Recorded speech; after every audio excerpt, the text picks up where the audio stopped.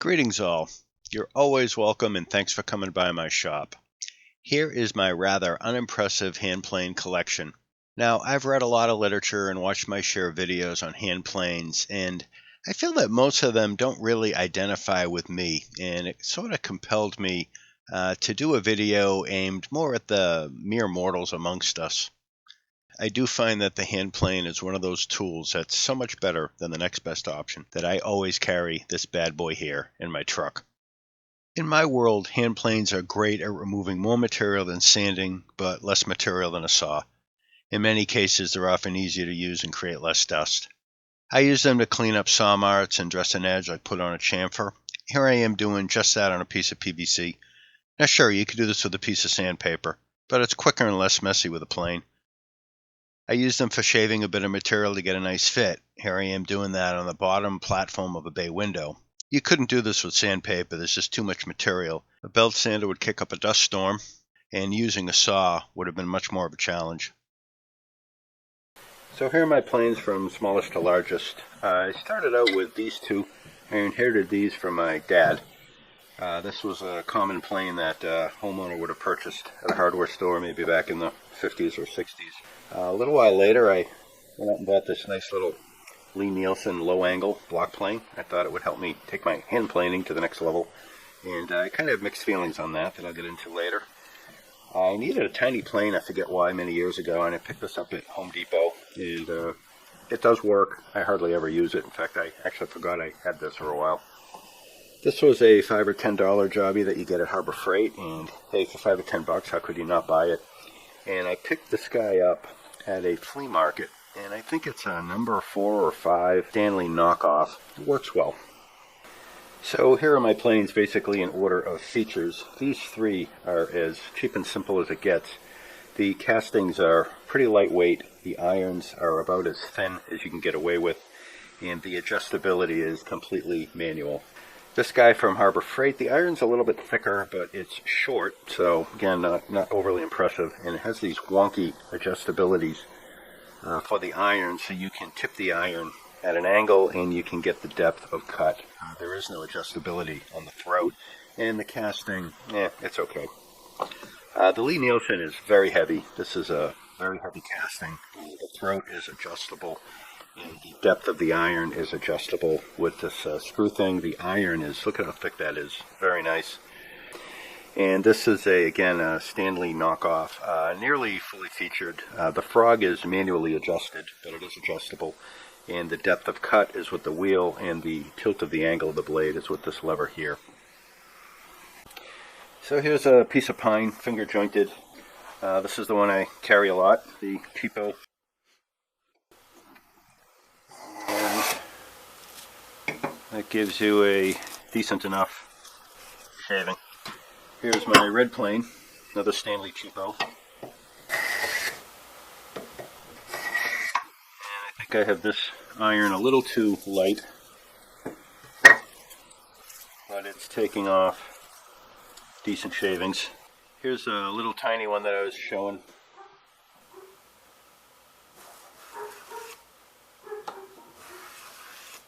And this is an extra light cut because it's such a small plane. Doing something. Here's the Lee Nielsen.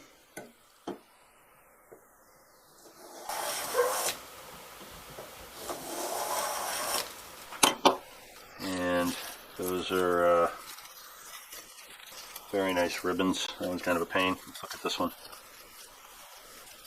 The Harbor Freight Special.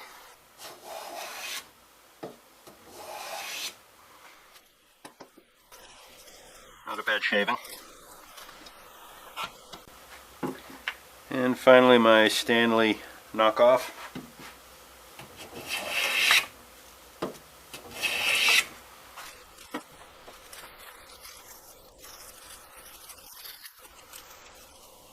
So I know what you're saying. You're saying, yeah, Jazz Building, that's a piece of pine. Well, here's a piece of maple. So here's my cheapo Stanley.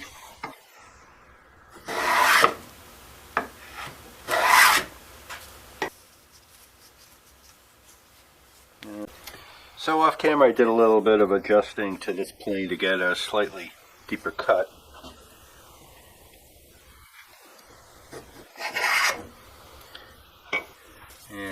we have it. Nothing to complain about on that one. Here's my Lee Nielsen low angle block plane.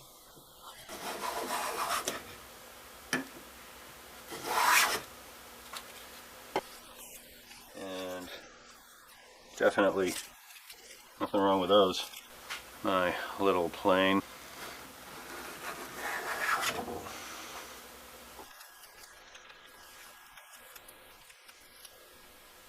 Nothing wrong with that. Here's the Harbor Freight Special.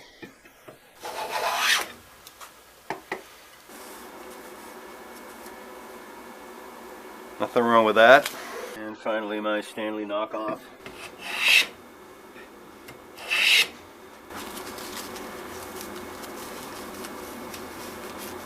And nothing wrong with those guys. So if all you're doing is taking a little bit off of a drawer or off of a door, or cleaning up an edge or putting a chamfer on a board, then a cheap hand plane is the way to go. In fact, I'd recommend it.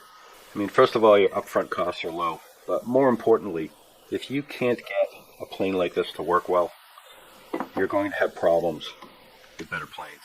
On the flip side, if you can get a plane like this to work well, you're going to have no problem getting these planes to work well. First of all, it's not fair to compare a block plane to a bench plane to a specialty plane. Block plane is supposed to kind of fit in your hand comfortably. It should be a good weight so that you can control it with a single hand, because with a block plane, sometimes you're planing at weird angles or in uncomfortable situations, and you need the plane that cooperates. In contrast, a bench plane, using this one-handed is downright cumbersome. It's really made to be used with two hands. So with that said, I find this guy fits in my hand beautifully, and I've found over the years that this always does what I ask it to do with little complaint. This stays in my truck. That's in my shop. This guy is really too small. It's really a two-hand operation, even though it's tiny. You would really only use this if you had an application where you couldn't get a real plane in there. And for the bench planes, I kind of have this outlined as a scrub plane. Takes a little bit more aggressive of a cut. Doesn't leave quite as fine a finish as this guy. And that finally leads us to the Lee Nielsen. Now this is a low angle block plane. It's heavier than my Stanley. It's not as long as the Stanley. It's shorter and it's narrower. And being low angle, I find that this sits lower in the palm of my hand. Not quite as comfortable. And the low angle of the blade doesn't give you quite as aggressive as a cut. So all those things make this very difficult to use as a block plane in the field. If you're in an awkward situation holding this at a funny angle, it's just hard to get it to cut the way you want. Especially compared to this guy. This guy cuts no problem, and this guy doesn't. So my Lee Nielsen is now in my shop as kind of a bench plane, a two-handed plane. And I use this to get a very, very fine shaving on a piece of wood to really clean up an edge and put a beautiful finish on it without sanding. Okay, let's talk about the three winners in three different categories. For normal, everyday, run-of-the-mill, mere mortal hand planing, this guy does a great job. For normal, typical bench planing, I think any plane like this, based off the Stanleys, very easy to use, very nice indeed. And that finally brings us to the Lee Nielsen. If you're in a controlled environment with two hands on it, this thing is a genuine joy to use. In fact, if you simply want to be put in a good mood, just go down to your workshop and grab your Lee Nielsen and plane some wood with it, and it'll brighten your day. If you use this as a bench plane, it's okay. It's not great, but it does the job. And this Harbor Freight guy is similar in that regard. It does the job. It doesn't do it great, but it does it competently, especially if it's set up well. And obviously, these two block planes are very similar to each other. And this guy is genuinely difficult to use for hand plane. Can be done with two hands, but you would really only use it if you had to. Well, thanks for coming by, and I appreciate that you've made it this far into the video. I'll do more videos on how I sharpen and set up my hand planes, and I look forward to seeing you guys on the next one.